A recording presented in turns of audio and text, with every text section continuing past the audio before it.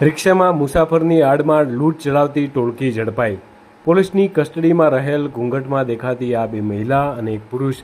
જે શહેરમાં ખુલ્લેઆમ ફરી અને રિક્ષામાં મુસાફરની આડમાં બેસી અન્ય લોકોને મુસાફરી કરાવવાના બહાને લૂંટ ચલાવતી હતી, જે ટોળકીને હવે પોલીસે ઝડપી લીધી છે। દિયોદર તાલુકાના સુરાણા ગામ ખાતે રહેતા ગોવિંદભાઈ જોશી, જે 29 એપ્રિલના રોજ દિયોદર બેંક ઓફ બરોડા ખાતે કૃષિ ધિરાણના પૈસા લેવા બેંકમાં આવ્યા હતા અને બેંકમાંથી અંદાજિત 2.5 લાખ રૂપિયા ઉપાડી પોતાના ગામ તરફ જતા હતા। તે પહેલાં ખેડૂતના રૂપિયા સેરવી લેવા માટે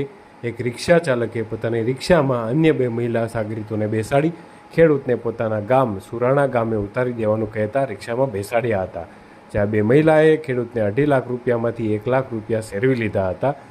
અને ખેડૂતને સુરાણા ગામે ઉતારી આ ટોળકી ફરાર થઈ ગઈ હતી। ખેડૂત પોતાના કૃષિ ધિરાણના રૂપિયા ગણતા 1 લાખ રૂપિયાની ઓછી રકમ હોવાનું જાણવા મળતા અને છેતરપિંડી થઈ હોવાનું ધ્યાને આવતા ખેડૂતે દિયોદર પોલીસ મથકે રિક્ષા ચાલક વિરુદ્ધ ફરિયાદ નોંધાવી હતી અને પોલીસે આ ખેડૂતની ફરિયાદના આધારે લઈ અને તપાસ હાથ ધરી હતી, જેમાં દિયોદર પોલીસે દિયોદર શહેરમાં આવેલા 40 ઉપરાંત સીસીટીવી કેમેરા ફૂટેજ મેળવી રિક્ષાનો નંબર મેળવ્યો હતો, જેમાં રિક્ષામાં ઠગ ટોળકી મુસાફરીની આડમાં રહી અને લોકોને ટાર્ગેટ બનાવતી હોવાનું જાણવા મળતા પોલીસે અલગ અલગ ટીમો બનાવી અને ગુનાની ગંભીરતા લઈ ટોળકીને ઝડપી લેવા દિયોદર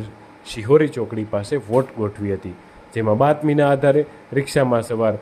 મુકેશભાઈ, રતિબેન અને ગંગાબેન દેવી પૂજકને ઝડપી લેવામાં આવ્યા હતા। પોલીસે આ તમામને ઝડપી અને આગળની કાર્યવાહી હાથ ધરી છે।